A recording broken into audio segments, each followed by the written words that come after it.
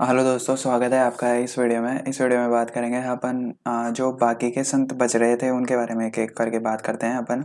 तो संत रामचरण जी के बारे में बात करते हैं अपन। संत रामचरण जी महाराज जो राम स्नेही मत से जो है वो जुड़े हुए हैं, इनके बारे में अपन बात करते हैं। तो इनका जन्म जो है वो 1718 ईस्वी में इनका जन्म हुआ था। टोंक जिले में इनका जन्म हुआ था। टोंक जिले का एक गाँव है जिनका नाम है सोडा गाँव, वहाँ पर इनका जन्म हुआ था।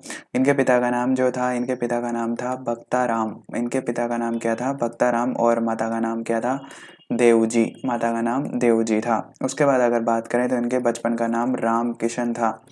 इनके बचपन का नाम राम किशन था। साथ ही यह मेवाड़ के एक संत थे कृपाराम। इन्होंने उनसे जो है वो शिक्षा दीक्षा ली थी। और उसके बाद अगर बात करें अपन तो इनका जो राम स्नेही संप्रदाय का प्रार्थना स्थल है, उसे क्या कहा जाता है? उसे राम द्वारा कहा जाता है। इनका देहांत जो है वो कहाँ पर हुआ था? इनका देहांत शाहपुरा में हुआ था। कब हुआ था? 1598 में इनका देहांत हुआ था। उसके बाद जो है वो शाहपुरा में राम स्नेही संप्रदाय की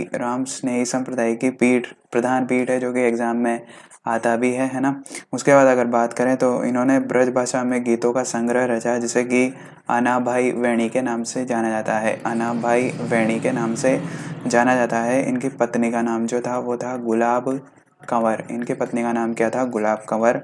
इनके उपदेश जो थे अणर्भ वाणी में संकलित है ना। उसके बाद अगर बात करें अगले संत की तो इम्पोर्टेंट मुख्य मुख्य जो संत बच रहे हैं उनके बारे में अपन बात करेंगे। ज़्यादा संतों के बारे में बात नहीं करेंगे। संत धन्ना जी के बारे में बात करेंगे। इनका भी जन्म जो है वो कहाँ पर हुआ था? इनका जन्म जो है वो टोंक में हुआ था। टोंक का एक गांव है जिसका नाम है दूबन गांव। कब हुआ इनका जन्म? 1415 ईस्वी में हुआ था। इनके जो गुरु थे वो कौन थे? इनके गुरु रामानंद इनके गुरु थे। इन्होंने जो है राजस्थान में भक्ति आंदोलन को शुरू किया था। किन्होंने? धन्ना जी जो है वो शिक्षा दीक्षा लेने के बाद वापस कहाँ आ गए थे? धुवन आ गए थे। मतलब ये शिक्षा लेने गए और वापस ये फिर धुवन जिला टोक में आ गए, जहाँ पर इन्होंने अपना मुख्य केंद्र इस जगह को बनाया। इन्होंने जो है वो अपने कुछ पद रचे, जिसे कि धन्ना जी की आरती के नाम से भी जाना जाता है। धन्ना जी की आरती के नाम से जाना जाता है। ठीक है। उसके बाद अगर अपन अगले संत की बात करें तो संत रामदास जी की अगर अपन बात करें तो ये है संत रामदास जी। ठीक है। संत रामदास जी की अगर अपन बात करें तो इनका जन्म जो है वो कहाँ पर हुआ था? इनका जन्म जो है वो जोधपुर में हुआ था। ठीक है। इनका जन्म जोधपुर में हुआ था। कहाँ पर हुआ था? भीकम कोर नाम की एक जगह है, भीकम कोर। वहां पर इनका जन्म हुआ था। उसके बाद अगर बात करें अपन तो इन्होंने जो है वो राम स्नेही संप्रदाय को माना था। राम स्नेही संप्रदाय के ये अनुयायी रहे थे। और राम स्नेही संप्रदाय की जो प्रधान पीठ है खेड़ापा, इसकी स्थापना इन्होंने की थी, जो कि अपन ने एक पिछले वाले वीडियो में इसका बात भी की थी। राम स्नेही संप्रदाय का होने के कारण इन्होंने जो है वो राम स्नेही संप्रदाय के जो चीजें थी उसको जो है वो समाज में फैलाया और उनके उपदेशों को दिया। उसके बाद अगर बात करें अपन अगले लोक संत की तो अगले लोक संत की अगर अपन बात करें तो अगले लोक संत है अपने पास संत रैदास जी, है ना। जो जरूरी बातें हैं उनको ही अपन देख रहे हैं। संत रैदास जी जो है वो काशी के निवासी थे, यानी कि यह काशी में रहा करते थे। और ये जो है वो चमार जाति से थे। ये जो है संत रामानंद जी के शिष्य थे। रामानंद जी के ये शिष्य रहा करते थे। और ये जो है वो कबीर के समकालीन माने जाते हैं। इन्होंने जो है वो ईश्वर को प्राप्त करने के लिए निर्गुण भक्ति का मार्ग प्रशस्त किया। और यह जो है वो मीरा के समय चित्तौड़ में आए थे। जब मीरा जो थी वो वहाँ चित्तौड़ में थे, तब ये आए थे। इनकी छतरी जो है वो चित्तौड़ के कुंभाश्याम मंदिर के कोने में है। कुंभाश्याम मंदिर है चित्तौड़ में, जैसा कि अपन ने मंदिरों में पढ़ा था। वहां पर एक कोने में इनकी जो है वो छतरी बनी हुई है। और रैदास ने जिस तरह जाम्बोजी ने अपनी वाणियां दी थी, उसी तरह गुरुवाणी या फिर जामवाणी जिसे कहा जाता था, उसी तरह रैदास जी ने अपनी वाणियां दी, जिसे रैदासरी पर्ची कहा जाता है। रैदासरी पर्ची। और ये एग्जाम में आता भी है, रैदासरी पर्ची वाला प्रश्न। उसके बाद अगर बात करें अपन तो कुछ और भी जो है संत थे, जैसे कि हम बात करें संत हरिराम दास जी, है ना, संत हरिराम दास जी, ठीक है, इनका जन्म भी जो है वो बीकानेर में हुआ था। और इनकी जो और ये जो है रामस्नेही संप्रदाय की एक शाखा थी, सिंघथल शाखा के ये जो है वो संस्थापक थे। और आप जानते हैं कि रामस्नेही संप्रदाय जो है वो वहाँ पर रामस्नेही संप्रदाय को मानने वाले जो लोग हैं उन्हें जो है वो राम द्वारा कहा जाता है। मतलब जहाँ पे ये प्रार्थना करते हैं उस जगह को राम द्वारा कहते हैं, और गुरुद्वारा सिखों के होता है। तो संत हरि रामदास जी जो थे वो, उनका जो रामद्वारा बना हुआ है वो बना हुआ है कहाँ पर, बीकानेर में। और इनके जो है वो बात करें, इनकी पत्नी का नाम जो था वो चंपा था, और पुत्र का नाम जो था वो बिहारी दास था। और इन्होंने जो है वो संत जयमल दास जी, जिनके बारे में हमने अभी थोड़ी देर पहले ही पढ़ा था पिछले वीडियो में, जयमल दास जी जो संत थे, उनसे इन्होंने शिक्षा दीक्षा ली थी। और इनकी प्रमुख एक कृति है, इनकी रचना है एक, जिसका नाम क्या है, निशानी एक इनकी प्रमुख रचना है। उसके बाद अगर बात करें अगले संत की, तो अगले संत है सुंदर दास जी। अगले संत कौन से है अपने पास, सुंदर दास जी। ये जो है वो दादू जी के परम शिष्य थे, है ना, दादू पंथ को मानने वाले थे। जिस तरह जो है वो संत रजब जी थे, उसी तरह ये भी दादू जी के वो थे, मतलब शिष्य मानते थे स्वयं को।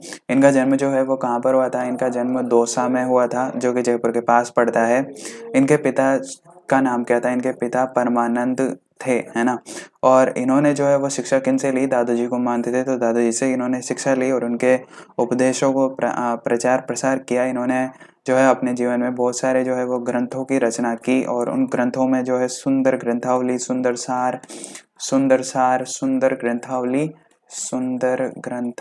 ऐसे जो है वो ग्रंथ प्रमुख है। इनके जो मृत्यु है वो कहाँ पर हुई, विक्रम संवत 1764 में सांगानेर में इनकी मृत्यु हुई, है ना। इनका कार्यस्थल जो है वो माना जाता है, एक तो सांगानेर, एक माना जाता है दौसा, एक माना जाता है नारायणा, है ना, और नरेना जो कि जयपुर में स्थित है, और फतेहपुर एवं चूरू सीकर झुंझुनू। और इन्होंने जो है वो एक दादू पंथ में एक वो क्या बोलते हैं साधु वर्ग है, नागा साधु, जिनके बारे में आप जानते होंगे। वो नागा साधु जो वो था, मतलब ये एक वर्ग था, उनकी शुरुआत उन्होंने की थी, किन्होंने, संत सुंदर दास जी ने। उसके बाद है अपन अगले संत की बात करते हैं, तो अगले संत हैं भक्त कवि दुर्लभ के बारे में एक बात यह है कि इनका जन्म जो है वो 1753 में कहाँ पर हुआ था, वागड़ में इनका जन्म हुआ था। बांसवाड़ा और डूंगरपुर को ही वागड़ कहा जाता है, इसलिए डूंगरपुर और बांसवाड़ा को इन्होंने अपना कार्य क्षेत्र बनाया। और इनका एक उपनाम है राजस्थान का नृसिंह इन्हें कहा जाता है, ठीक है ना। इनके बारे में यही दो खास बातें हैं। उनके बारे में अब जो है अगले संत के बारे में बात करते हैं, संत बालेंद जी। तो संत बालेंद जी जो है वो दादू जी को मानने वाले, यानी कि संत दादू के जो है वो शिष्य थे, स्वयं को शिष्य मानते थे। और संत दादू दयाल जी के जो 132 शिष्य थे, उनमें से एक संत बालेंद जी भी थे। इनका जन्म जो है वो एक पठान परिवार में हुआ था, पठान कुल में इनका जन्म हुआ था।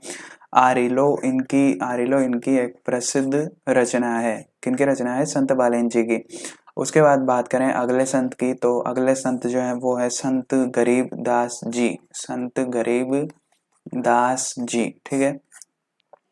संत गरीबदास जी के पिता जो थे वो दादू दयाल जी थे, यानी कि ये दादू दयाल जी के ही बेटे थे, है ना, दादू दयाल जी के बेटे थे। इनका जन्म जो है वो कब हुआ था, इनका जन्म 1575 ईस्वी में हुआ था।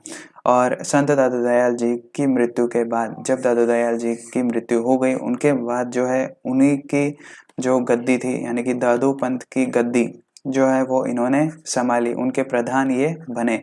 इन्होंने जो है वो अनेक रचनाएं रची, जिनमें साखी, पद, अनभय, प्रबोध ऐसी रचनाएं इन्होंने, ऐसे ग्रंथों की इन्होंने रचना की।